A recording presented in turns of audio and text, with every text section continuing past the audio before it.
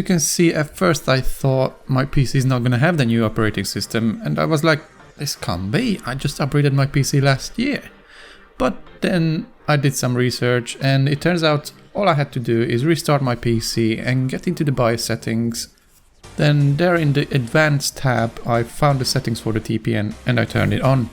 After a quick save and restart, my PC was ready to have a fresh operating system to be installed.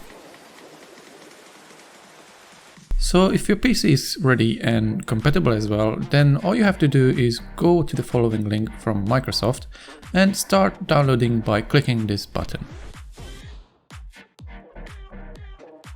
After you agree to the terms and conditions, it will start downloading and installing the operating system. Depending on your system, this will take about 15 to 30 minutes. Then your PC will ask to restart, or it will restart anyway in 30 minutes.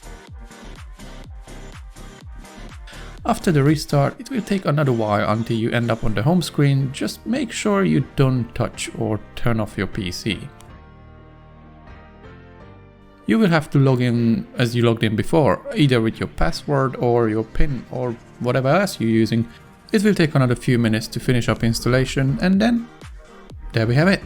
We can enjoy our new freshly looking Windows 11 with all its new features. Everyone was going on and on about the TPM security feature that you must need. Well, it turns out this TPM came out a few years ago, so your PC probably already has this feature. However, the list of CPUs that are supported in this is another thing.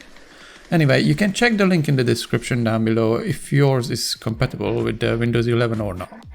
And the fastest way to check if everything is good to go is the PC Health Check program, which again you will be able to find in the video description.